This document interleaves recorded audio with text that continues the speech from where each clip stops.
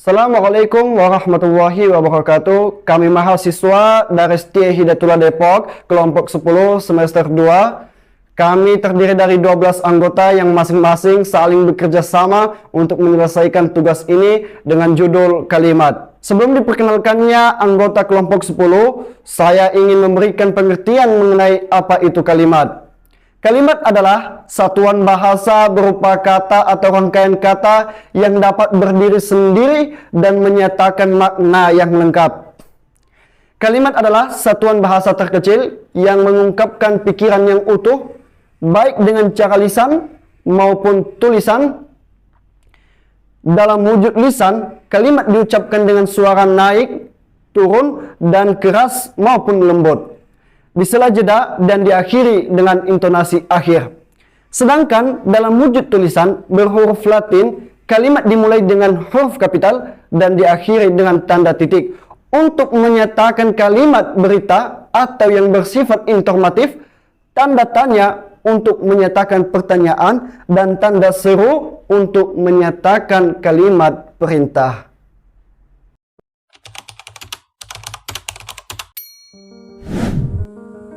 Ketua Dharma Afif Zainim 22141076 domisili Pekanbaru. Kemudian ada Evita Rinda Giafni Putranti 22141147 Bogor. Cynthia Safira 22141127 Depok. Nur Aziza 22141066 Balikpapan. Rofiatur Zulia Agustin 22142001 Bali. Gladys Angeli 22141156 Depok. Serina 22141053 Sulawesi Utara. Rega Bayu Pradana 22141161 Bogor. Sartika Kaharudin 22141142 Bogor. Muhammad Zidan 22141056 Bogor. Alifna Saungtalama 22141039 Palopo dan Ihsanuddin Trisolihin 22141157 Temanggung.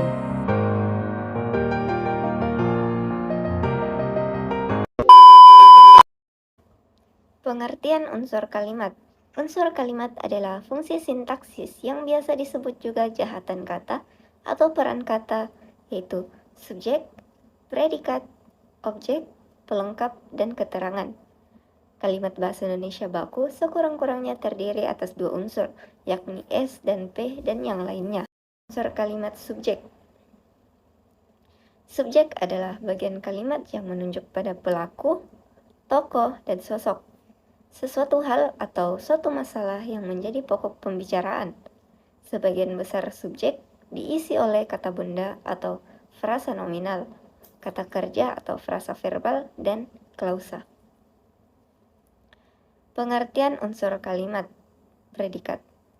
Predikat adalah bagian kalimat yang menyatakan suatu tindakan atau keadaan yang dilakukan oleh subjek, yaitu pelaku, tokoh, atau sosok di dalam suatu kalimat satuan. Unsur kalimat objek. Objek merupakan bagian kalimat yang melengkapi predikat. Objek biasanya diisi oleh nominal, frasa nominal, atau klausa. Pengertian unsur kalimat pelengkap. Pelengkap atau komplemen adalah bagian kalimat yang melengkapi predikat. Pengertian unsur kalimat keterangan. Keterangan adalah unsur kalimat yang memberikan informasi lebih lanjut tentang makna subjek atau predikat. Pola kalimat dasar.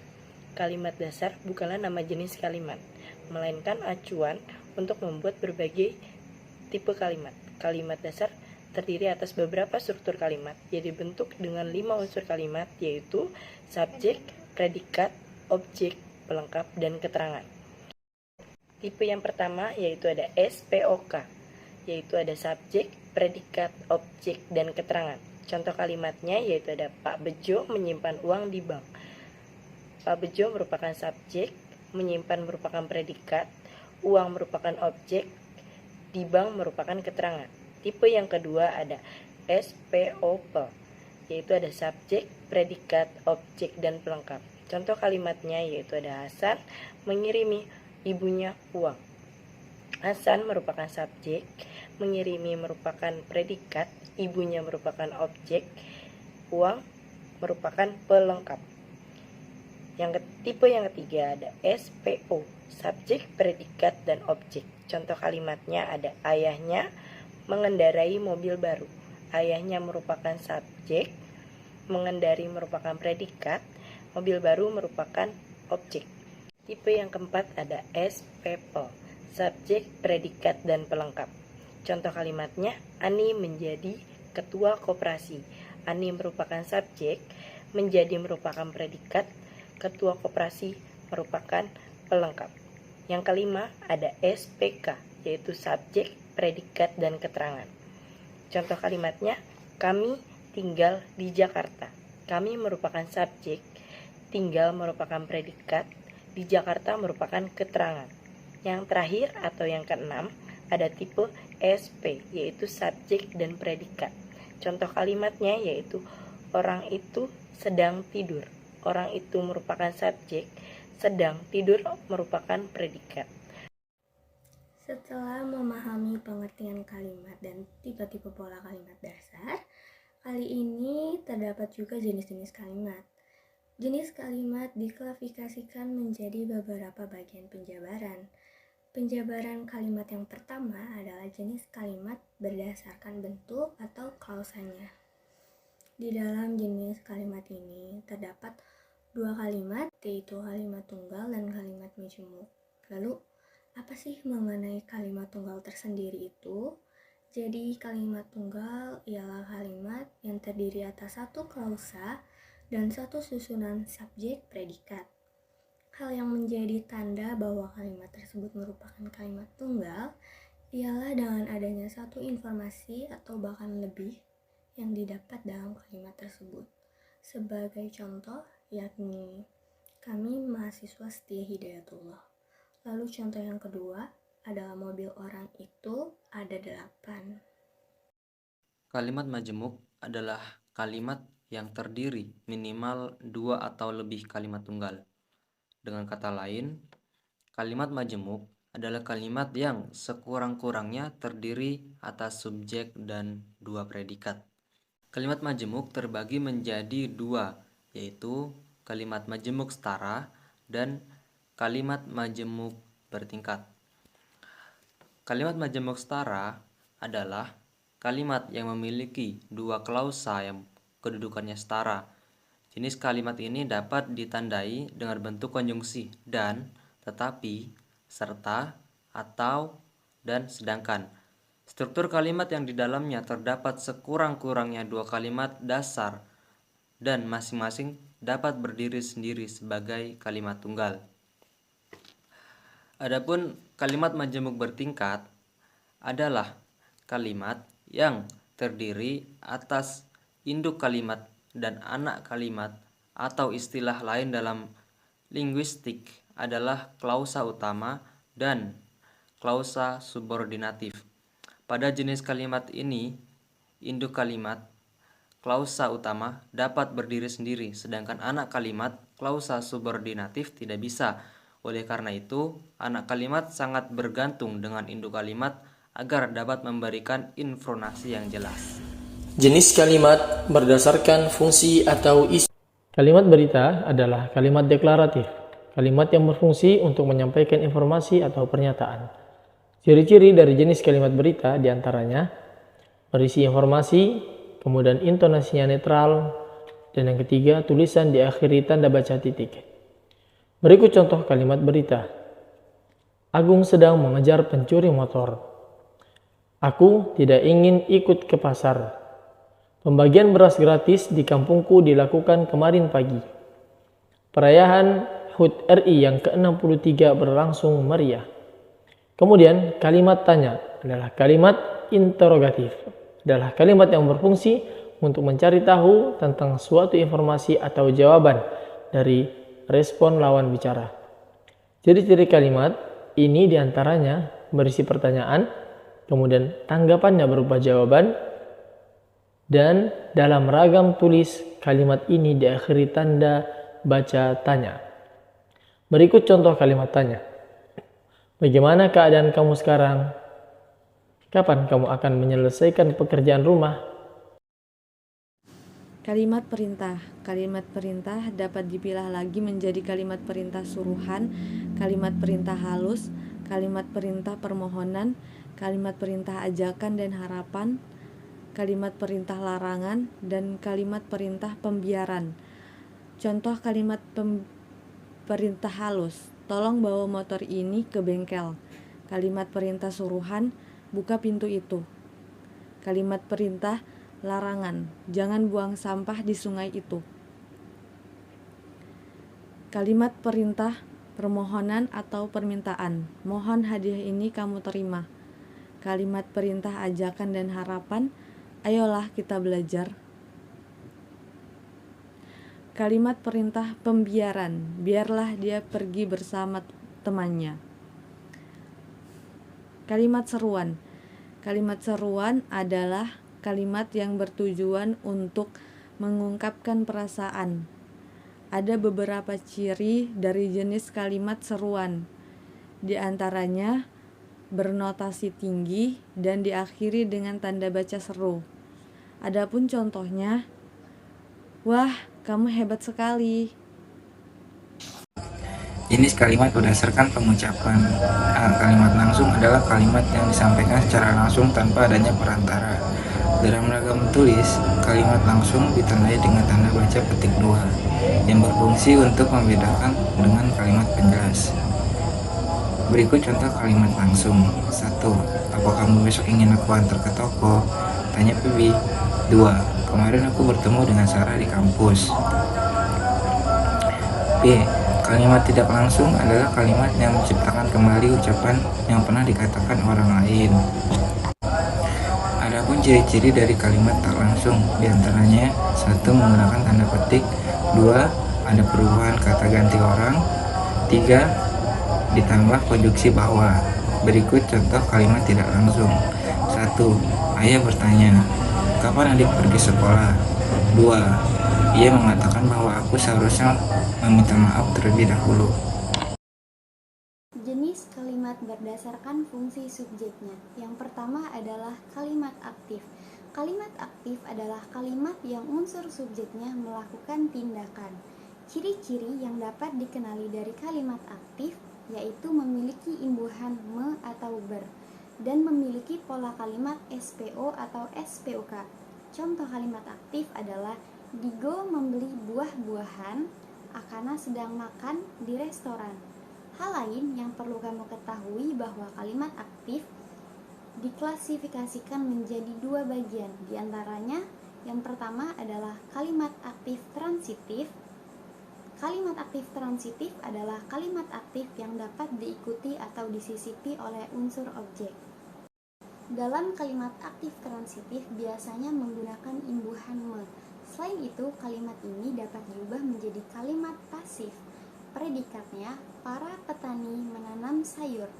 Yang kedua adalah ibu membawa oleh-oleh dari Jakarta. Kalimat aktif intransitif. Nah, kalimat aktif intransitif ini adalah kalimat yang tidak dapat disisipi dengan unsur objek. Kalimat ini menggunakan predikat yang berimbuhan ber. Kalimat ini pun tidak bisa diubah menjadi bentuk kalimat pasif. Contohnya, kakak bermain di depan rumah. Rini kelelahan setelah seharian bekerja terlalu keras. Kalimat pasif adalah kalimat yang unsur subjeknya diberikan suatu tindakan atau pekerjaan. Imbuhan yang biasanya terdapat dalam kalimat ini yaitu di, ter, ke, an, atau terkan. Jenis kalimat ini diikuti oleh kata depan. Contohnya, Rizka diantar oleh Silvi dan aku kelelahan menunggu. Selanjutnya saya akan menjelaskan jenis kalimat menurut kelengkapan unsurnya. A. Kalimat sempurna atau mayor adalah kalimat sempurna yang dasarnya terdiri dari sebuah klausa bebas. Oleh karena itu, yang mendasari kalimat sempurna adalah suite klausa bebas. Maka kalimat sempurna ini cukup kalimat tunggal dan kalimat majemuk. Contohnya, 1. Ayah membaca koran. Kalimat sempurna ini dilihat dari kalimat tunggal. 2. Kalau saya mempunyai uang, saya akan membeli rumah itu. Kalimat sempurna ini dilihat dari kalimat majemuk bertingkat. B. Kalimat tak sempurna atau minor adalah kalimat yang subjek dan predikatnya tidak lengkap, atau dengan kata lain, subjek dan predikatnya tidak ada sama sekali. Kalimat tak sempurna ini mencakup kalimat pertanyaan, minor, dan seruan. Contohnya, kalimat pertanyaan: 1. Maksudmu? 2. Kalimat seruan: ayah di Sumatera Utara. Jenis kalimat menurut susunan subjek dan predikatnya dapat dibagi menjadi dua, yaitu kalimat inversi dan kalimat versi. Kalimat versi adalah kalimat yang berpola SP atau subjek dan predikat. Kalimat ini bisa dikatakan sama dengan kalimat tunggal yang mempunyai satu klausa. Contoh, mereka bersalaman, di mana mereka adalah subjek, bersalaman adalah predikat. Sedangkan kalimat inversi adalah kalimat yang mana P-nya atau predikatnya mendahului subjek sehingga membentuk pola PS. Selain merupakan variasi dari pola S dan P, ternyata kalimat berpola P dan S dapat memberikan penekanan atau ketegasan makna tertentu. Memang kata atau frase yang pertama muncul dalam tuturan bisa menjadi kata kunci yang mempengaruhi makna. Kalimat menurut sifat hubungan aktor aksi. Yang pertama, ada kalimat aktif, yaitu kalimat yang subjeknya sebagai pelaku atau aktor. Kalimat aktif umumnya berawalan me dan ber pada p-nya. Contoh pertama, Anto mengambil buah mangga. Contoh kedua, adik bermain bola. Lalu ada kalimat pasif, yaitu kalimat yang subjeknya berperan sebagai penderita atau dikenai pekerjaan atau tindakan. Kalimat pasif umumnya berawalan di, ter, ke, an. Contohnya, piring dicuci Anita. Adik terjatuh di kamar mandi. Yang ketiga, kalimat medial, yaitu kalimat yang subjeknya berperan baik sebagai pelaku dan atau sebagai penderita, objek. Contohnya, dia menghibur dirinya. Wanita itu menggantung dirinya sendiri. Mereka menyusahkan diri sendiri. Yang keempat, kalimat resiprokal, yaitu kalimat yang subjek dan objeknya melakukan sesuatu perbuatan yang berbalas-balasan. Contohnya, saya sering tukar-menukar buku dengan si Joni. Yang kedua, para pembeli ramai tawar-menawar dengan para pedagang. Yang terakhir dari pembahasan tentang kalimat, maka diperoleh beberapa kesimpulan, yaitu kalimat adalah serangkaian kata yang tersusun secara berisi sistem sesuai dengan kaidah yang berlaku untuk mengungkapkan gagasan, pikiran, atau perasaan yang relatif lengkap. Ada 5 unsur yang membentuk sebuah kalimat sebagai berikut: 1. Subjek, 2. Predikat, 3. Objek, 4. Pelengkap, 5. Keterangan. Kelima unsur tersebut disusun dalam sebuah pola dasar sehingga dapat membentuk sebuah kalimat yang efektif.